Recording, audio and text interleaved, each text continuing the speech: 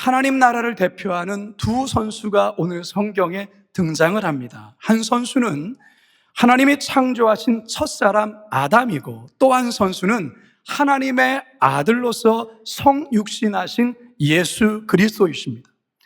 파리에서 뛰고 있는 선수들과 대한민국 국민인 우리 모두가 마음이 하나로 묶여 있는 것처럼 하나님 나라의 대표 선수인 이 아담과 예수 그리스도, 그리고 우리가 영적으로 하나로 묶여 있다라는 것입니다. 이들의 행동이 우리에게뿐만 아니라 오고 오는 모든 인류와 연결되어 있다라는 것을 오늘 본문은 우리에게 말씀합니다. 바라기는 오늘 말씀을 통해서 그리스도 안에서 이 한 사람의 중요성, 그리고 그 영향력이 얼마나 큰지 우리 함께 말씀을 통해 깊이 깨닫고 은혜 받는 시간 되길 간절히 소망합니다. 첫 번째 따라하겠습니다. 아담 한 사람의 범죄로 사망이 들어왔습니다.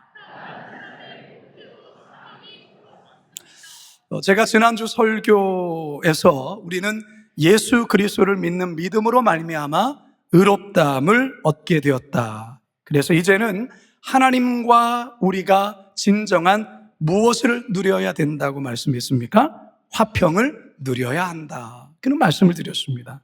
뿐만 아니라 하나님 나라가 완성될 그날을 우리가 믿음의 눈으로 바라보면서 하나님의 영광을 바라보며 즐거워해야 한다. 여러분 기억나십니까? 네.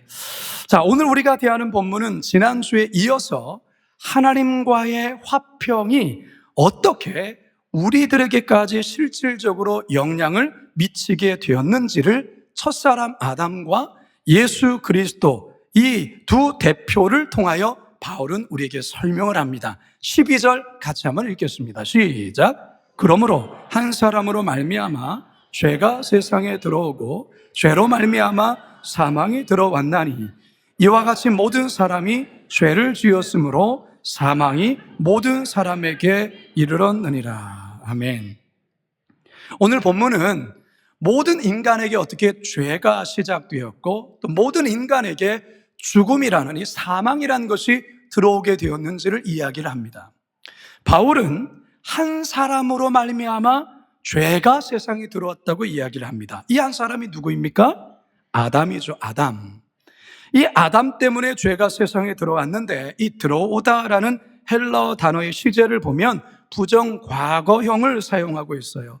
어떤 의미냐면 어느 한순간 죄가 세상에 들어와서 지배하기 시작한 것을 의미한다, 그 말인 것이죠. 자, 그렇다면 그때 그 어느 한순간이 언제였습니까? 아담이 하나님께 불순종하여 선악과를 따먹었던 그 순간을 말하는 것입니다. 그리고 이 죄와 함께 또 하나가 우리 인간, 이 세상에 들어오게 된 게 있습니다. 그게 바로 사망이라는 것이죠. 죽음이라는 것입니다. 자, 성경에서는 사망을 세 가지 사망을 이야기합니다. 첫째는 육체적인 죽음의 사망, 숨이 끊어진 순간, 심장이 멎는 순간, 육체적인 죽음의 사망이 있죠. 또 하나의 사망이 있습니다. 하나님과 우리 인간의 영적인 교제의 단절, 즉 영적 사망이 있습니다. 그리고 세 번째는 뭡니까? 죄인들이 지옥에서 영원한 형벌을 받게 되는 영원한 사망. 성경은 바로 이 사망을, 이 세 개의 사망을 이야기합니다. 죄와 사망은 첫사람 아담의 불순종으로 말미암아 세상에 들어왔고, 죄에 대한 형벌로서 이 사망이 우리 모든 인간들에게 이르게 되었다라는 것입니다. 자, 그렇다면 여기서 한 가지 의문이 생깁니다. 이 의문은 제가 한때 이 기독교 신앙에 대해서 회의와 의심이 굉장히 컸을 때 가졌던 의문이기도 한데요. 아니, 죄는 아담이 저질렀는데 왜 나랑 전혀 상관없는 내가 그의 죄의 영향을 받아야 되는가? 그리고 21세기를 살아가는 내가 그 형벌로서 나도 죽어야 하는가? 이게 잘 이해가 되지 않았어요. 그래서 한참 굉장히 의심스러웠고 굉장히 좀 힘들었죠. 그런데 이후에 하나님을 인격적으로 만나고 말씀을 보는 가운데에 깨닫게 된 것이 있습니다. 그것은 뭐냐면 기독교에서 아주 중요한 영적인 원리 하나를 사실 오늘 본문은 소개하는데, 그것은 뭐냐면 대표성의 원리, 연합의 원리라는 겁니다. 자, 한번 따라 합시다. 대표성의 원리, 연합의 원리. 이 대표성의 원리가 뭐냐? 아담이 인류의 대표로서 행동을 했다는 개념인데요, 이 원리에 따라서 아담의 선택과 행동은 단순히 개인의 것만이 아니라 그가 대표하는 전체 집단, 즉 인류 전체에 영향을 미친다라는 것입니다. 따라서 아담이 범죄했을 때 그의 범죄는 그 한 사람, 자기 자신에게만이 아니라 모든 인류에게 똑같이 영향을 끼치는 결과를 초래했다라는 것이 대표성의 원리입니다. 두 번째, 연합의 원리라는 게 있습니다. 연합의 원리. 이 연합의 원리는 인류가 아담과 어떠한 신비한 방식으로 연합되어 있다는 것을 말하는 것인데요, 이 원리에 따라서 이 아담의 범죄로 인하여서 우리에게 그 죄가 유전되었고, 동시에 우리 또한 아담의 사망의 그 형벌이 우리에게도 미치게 되었다라는 원리를 말하는 것입니다. 연합의 원리라는 거예요. 자, 이것은 마치 이런 것이죠. 농구에서 팀의 한 선수가 반칙을 저질렀을 때 그 선수 개인에게만 반칙이 적용되는 것이 아니라 팀 전체에 페널티가 주어지는 것 같은 원리라고 할 수가 있습니다. 따라서 한 사람이 그저 한 사람이 아니라 전체가 될 수 있다라는 것입니다. 아담 한 사람은 모든 인류를 대표합니다. 이 한 사람의 범죄로 인하여 모두가 죄인이 되었고, 그리고 사망의 형벌을 받게 된 것입니다. 14절 함께 읽습니다. 시작. 그러나 아담으로부터 모세까지 아담의 범죄와 같은 죄를 짓지 아니한 자들까지도 사망이 왕노릇하였나니 아담은 오실 자의 모형이라. 따라서 아담의 후손인 저와 여러분들도 결코 죄에서 자유로울 수 없는 이유가 바로 여기에 있는 것입니다. 참으로 억울한 것은 아담에게 주어진 사망의 형벌도 우리가 받아야 된다라는 거예요. 여기는 누구 하나 예외가 없습니다. 굉장히 억울하죠. 내가 지은 죄가 아닌데 어쩔 수 없습니다. 아담이 지은 죄이지만 그것이 우리에게 유전이 되었습니다. 그걸 원죄라고 하는데, 그래서 우리 또한도 죄인이라는 것입니다. 왜죠? 앞에서 말씀드렸던 대표성의 원리, 연합의 원리의 작용 때문에 그렇습니다. 이게 우리 모두에 주어진 운명이라는 것입니다. 자, 그렇다면 살 길이 없는 걸까요? 아니죠. 하나님의 비장의 카드 한 장이 남아 있습니다. 그게 무엇일까? 두 번째 함께 따라 읽습니다. 시작. 예수님 한 분의 순종으로 생명이 들어왔습니다. 예수님 한 분의 순종으로 생명이 들어왔습니다. 어니스트 고든이라는 사람이 1962년에 콰이강의 다리를 지나라는 책을 썼습니다. 이 책에는 2차 세계대전 중 일본군이 유리한 곳을 선점하기 위해 태국과 버마를 잇는 철도 건설에 이 연합군 포로들을 강제 동원해서 이 포로들을 다루는 그런 내용을 이제 싣고 있는데요, 내용 중에 이런 이야기가 나옵니다. 50도가 넘는 더위 속에 강제 노역을 하던 연합군 포로들이 작업을 다 마치고 이제 저녁이 되면 그 작업한 것을, 그 연장을 다시 반납을 하는데요, 이 연장이 제대로 있는가를 늘 샌다고 합니다. 근데 그날 삽 한 자루가 보이지 않는 것입니다. 일본 간수가 아주 무서운 얼굴로 누가 삽을 훔쳐갔는가 추궁하기 시작합니다. 간수의 질문에 아무도 대답하지 않습니다. 그러자 간수는 총을 들고 길길이 날뛰며 빨리 자수하지 않으면 모조리 다 죽여버리겠다라고 위협을 합니다. 정말 일촉즉발의 상황이에요. 바로 그때 한 포로가 조용히 앞으로 나오다니 제가 그랬습니다 라고 이야기를 합니다. 그러자 성난 간수가 군홧발로 그를 밟으며 총의 개머리판으로 때리기 시작했는데 피투성이가 되어 죽을 때까지 계속해서 포로를 때렸습니다. 결국 그는 사망하고 맙니다. 시신을 땅에 묻어서 처리한 후에 다시 돌아와서 연장을 세어봤는데 삽이 그대로 있는 것입니다. 이 간수가 계산을 잘못한 거예요. 자기가 계산을 잘못해놓고서 누군가 삽 한 자루를 훔쳐갔다라고 그렇게 생각을 했다라는 것입니다. 자, 그러면 제가 그랬습니다라는 사람은 어떤 사람일까요? 지금의 상황이 다 죽을 것과 같은, 다 총으로 맞아 죽을 것 같은 그런 상황에서 나 한 사람 죽고 나머지를 살려야 되겠다라고 한 포로가 생각을 한 거예요. 그래서 자신이 안 했음에도 불구하고 제가 훔쳤습니다 라고 말을 하고 이 사람이 그렇게 두들겨 맞고 죽었던 것이죠. 이 사람 때문에 나머지 포로가 살아났어요. 여러분, 이 사건으로 인하여서 이 살아난 포로들이 굉장한 충격을 받게 됩니다. 사실 이 포로 수용소에서 있던 이 사람들은 죽음과 불안과 공포 속에서 극단적인 이기주의에 사로잡혀 있던 포로들이었어요. 사실 나 살기도 바쁘지 않습니까? 아픈 사람 돌볼 마음이 없습니다. 먼저 내가 살아야 된다라고 그러한 극단적인 이기주의에 사로잡혔던 포로들이 이 사건을 접하고 난 이후에 이들의 마음이 바뀌기 시작하는 거죠. 주변에 아파서 죽어가고 있는 이들을 돌보기 시작합니다. 음식을 나눠줍니다. 배설물을 치워주고 죽은 이들을 장례도 정성껏 치러 주었습니다. 이 사랑의 손길이 죽음을 기다리고 있던 어니스트 고든에게도 미쳤던 것이죠. 이 어니스트 고든이 이 다리에 부상을 입어서 그 또한도 죽어가고 있었던 것입니다. 그런데 동료들이 와서 다리를 치료해 주기 시작해요. 그는 무신론자였습니다. 그런데 이 수용소에서 이 사건과 더불어서 동료들이 놀라운 변화에 이 고든 또한도 마음을 열기 시작하고 다리가 완전히 회복되었을 때 그 또한도 자기와 같은 처지에 있는 사람들을 돌아보기 시작했고 그 포로 수용소에 크리스찬들이 모여서 기도하는 그 기도 모임도 참여하게 되었습니다.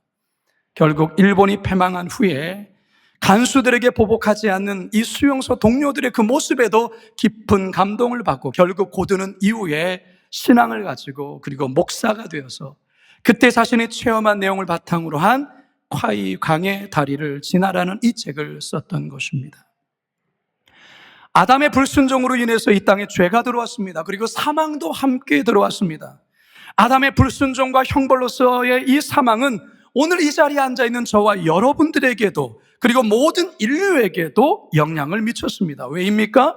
앞에서 설명드린 대표성의 원리, 연합의 원리 때문에 그렇습니다. 자, 그런데 이런 상황을 완전히 뒤집어 놓는 역사가 있게 된 것이죠. 바로 예수 그리스도께서 우리를 위하여 십자가에서 대신 죽으심으로 말미암아 이 사망의 이 모든 것을 완전히 뒤집어 놓으셨다라는 것입니다. 첫째 아담은 불순종했지만 둘째 아담인 예수님은 순종하셨습니다. 첫째 아담은 범죄를 저질렀지만 둘째 아담인 예수님은 의로움과 선을 행하셨습니다. 아담으로 인해 사망이 세상에 들어왔지만 예수님으로 인해서 생명이 세상에 들어왔습니다. 할렐루야. 17절과 19절입니다. 시작. 한 사람의 범죄로 말미암아 사망이 그 한 사람을 통하여 왕노릇하였은즉 더욱 은혜와 의의 선물을 넘치게 받는 자들은 한 분 예수 그리스도를 통하여 생명 안에서 왕노릇하리로다. 그런즉 한 범죄로 많은 사람이 정죄에 이른 것 같이 한 의로운 행위로 말미암아 의롭다 하심을 받아 생명에 이르렀느니라. 한 사람이 순종하지 아니함으로 많은 사람이 죄인 된 것 같이 한 사람의 순종으로 많은 사람이 의인이 되리라. 할렐루야. 그래서 저와 여러분들이 죄의 사함을 받고 우리 또한도 구원받은 백성이 될 수 있는 것입니다. 바로 예수 그리스도 한 분의 그 희생과 순종과 그 의로움으로 인하여 바로 우리에게 그 아름다운 은혜가 우리에게 미치게 되었다라는 것입니다. 21절 같이 한번 읽어봅니다. 시작. 이는 죄가 사망 안에서 왕노릇한 것 같이 은혜도 또한 의로 말미암아 왕노릇하여 우리 주 예수 그리스도로 말미암아 영생에 이르게 하려 함이라. 할렐루야. 여러분 얼마나 감사합니까? 우리 예수님께 정말 감사해야 되지 않겠습니까? 앞에서 어니스트 고든이 경험했던 용기 있는 그 한 포로의 희생으로 나머지 포로들이 죽음에서 벗어나 살아난 것처럼, 그리고 그 이후에 포로들의 삶이 변한 것처럼 예수님의 십자가 희생으로 저와 여러분들이 살아난 것입니다. 그리고 삶이 변화된 것입니다. 할렐루야. 바라기는 우리 예수님이 그리하였던 것처럼 우리도 주님께 순종하고 또 누군가를 향해 희생하고 도와주고 사랑함으로 살아가는 저와 여러분 모두가 되시길 주님의 이름으로 축원합니다.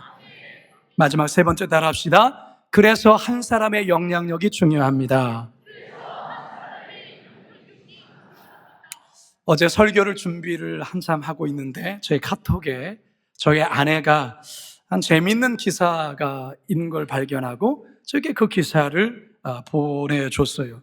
제가 그것을 열어보는 순간에 빵 터졌습니다. 어떤 내용이냐면 한 엄마 아빠가 부부싸움을 한 거죠. 그것을 본 어린 자녀가 이 엄마 아빠를 화해시키기 위해서 엄마 생일 때 이제 몰래 편지를 씁니다. 그런데 이 편지를 마치 남편이 아내에게 미안한 마음으로 화해를 신청하면서 사랑한다는 그런 내용의 편지를 쓴 거예요. 그런데 이 편지 글씨체가 누가 봐도 이건 남편이 쓴 글씨체가 아니라 어린 자녀가 쓴 글씨체라는 거예요. 여러분이 누가 봐도 자녀가 쓴 이 편지를 받은 이 엄마가 아빠와 화해했을까요? 했을까요? 당연히 했겠죠. 비록 어린 자녀에 불과하지만 이 어린 자녀의 재치 있는 이 행동이 냉랭한 가정의 분위기와 어색한 부부의 관계를 해소했다라는 거예요. 여러분, 가정에서의 이 한 사람의 역할이 이렇게도 중요합니다. 가정에서만 그럴까요? 교회에서도 마찬가지예요. 교회 공동체 안에서도 마찬가지예요. 교회만 그럴까요? 여러분들이 다니는 직장에서도, 그리고 학교에서도, 사회에서도 마찬가지죠. 여러분, 특별히 여러분 한 사람이 얼마나 중요하냐면 여러분 한 사람의 행동과 언행으로 인하여서 거룩한비 광성교회가 칭찬을 받을 수도 있고 욕을 먹을 수도 있다는 것이 여러분 꼭 기억하셔야 돼요. 여러분 한 사람이 우리 교회를 대표하는 한 사람이 될 수 있다는 것을 아셔야 된다는 것입니다. 한 사람이 참 중요한 거예요. 한 사람의 영향력이 중요한 거예요. 1993년에 개봉한 영화로 스티븐 스필버그 감독의 쉰들러 리스트라는 영화, 아마 여러분 잘 아실 겁니다. 쉰들러는 독일 나치 당원으로 전쟁을 이용해서 부를 축적하려는 이 사업가였죠. 야심찬 사업가였습니다. 그는 공장을 세워서 군수품을 생산하기 시작하고 이 과정에서 유대인 노동자를 값싼 노동력으로 활용을 합니다. 초기에는 이익을 목적으로 유대인들을 고용했는데 나치의 잔혹한 유대인들의 박해를 목격하고서는 그의 심경에 변화가 일어나기 시작합니다. 특별히 이 유대인들을 학살하는 장면들, 그리고 유대인 어린 소녀가 가스실에 들어가서 죽고 그 시체를 정말 그 태우는 것을 눈으로 보고 난 이 쉰들러는 너무나도 큰 충격을 받게 됩니다. 그 이후로 자신이 사업해서 모은 이 재산을 가지고서 유대인들을 구원하는 일을 합니다. 유대인 노동자들을 자기의 공장으로 채용을 하는 것이죠. 1100명 이상의 자신의 공장 명단인 이 쉰들러 리스트에 유대인들을 이제 자신이 돈으로 주고 산 이들을 명단에 올려놓습니다. 이 명단에 오른 유대인들은 강제 수용소로 보내지 않고 이 쉰들러의 공장에서 일하면서 결국 살아나게 되죠. 자, 전쟁이 끝나고 나치 독일이 패망하면서 쉰들러 역시 전쟁 범죄자로 낙인 찍힐 위험에 이제 도망쳐야 되는 그런 상황 속에서 그가 구한 유대인들이 이 쉰들러를 지켜줍니다. 옹호해주죠. 그리고 영화 마지막 장면에 이제 쉰들러와 이 유대인들이 헤어지는 그런 상황에서 이 쉰들러가 자신이 타고 다녔던 이 자동차를 보면서 눈물을 흘립니다. 이거를 팔았더라면 50명에서 100명은 내가 더 구원할 수 있었는데, 손가락에 낀 반지를 보면서 이 반지를 팔았더라면 10명의 유대인들을 더 구했을 터인데 내가 그러지 못했다라고 그렇게 오열하며 통곡을 합니다. 바로 그때 쉰들러 곁에서 회계 업무를 감당했던 유대인 랍비가 이 노동자들과 함께 이 쉰들러에게 감사를 표현하고 싶어서 금리발을 빼고, 그래서 그것을 녹여서 그 반지를 만들어서 그것을 전해주는데, 그 반지에 쓰여진 그 글귀가 탈무드에 나온 글귀였습니다. 한 생명을 구하는 것은 온 세상을 구하는 것과 같다. 이 말은 쉰들러가 구한 각각의 생명이 전체 인류를 구하는 것과 동등한 가치가 있다라는 의미의 말입니다. 쉰들러 한 사람이 결국 이렇게 많은 유대인들을 구원해 내었다라는 것입니다. 사랑하는 성도 여러분, 아담 한 사람의 불순종으로 온 인류의 사망이 들어왔습니다. 그러나 예수님 한 분의 순종으로 온 인류의 생명과 구원이 전해졌습니다. 여러분, 이처럼 한 사람이 중요합니다. 한 사람의 선한 영향력이 대단히 중요합니다. 한 사람의 잘못된 행동과 그 악한 영향력으로 우리의 가정과 우리의 직장과 내 교회와 내가 속한 사회를 처참한 지옥으로 만들 수 있고요, 반대로 한 사람의 선한 행동과 영향력이 내 가정, 내 직장, 내 교회, 내가 속한 사회를 천국으로 만들 수 있다라는 것입니다. 따라서 여러분, 나 하나쯤이야라는 생각을 절대로 가져서는 안 됩니다. 나 하나쯤이야, 나 하나쯤이야 뭐 안 지켜도 되지 않겠어, 이런 생각 가지면 안 돼요. 반대로 나 하나쯤이야 뭐 없어져도 아무도 관심 갖지 않을 거야 라는 이런 절망적인 생각을 가져서도 절대 안 되는 것입니다. 나 하나쯤 뭐 별 쓸모도 없고 가치도 없고 별 도움도 되지 않는다, 그렇게 생각하면 안 됩니다. 하나님은 여러분 한 사람 한 사람을 천하보다 귀하게 여기십니다. 여러분 한 사람을 구하시기 위해서 우리 예수님 십자가에서 친히 매달려 죽으셨습니다. 91마리의 양을 들에 두고 그 잃어버린 한 마리 양을 구하기 위하여 온 산을 헤매면서 그 양을 찾았을 때 그 기쁨에 겨워서 양을 어깨에 메고 오시는 분이 우리 하나님이라는 것입니다. 주님에게는 그 하나가 전부이고 그 하나가 전체이기 때문에 그렇습니다. 이제 저는 말씀을 마치려 합니다. 프랑스 파리스 상대의 태극기가 올라가며 애국가가 불려질 때에 선수들이 울먹거리며 눈물을 흘립니다. 그러나 그 선수만 울먹거리는 것이 아닙니다. TV를 통해서 그 고생과 그 수고를 하는 그 가족들이 오열하면서 웁니다. 그의 동료들이 함께 웁니다. 친척들이 웁니다. 그들만 우는 것이 아닙니다. 어쩌면 그 선수와 우리는 아무 관계없죠. 친인척 관계도 아니지만 우리도 덩달아서 함께 웁니다. 왜 그렇습니까?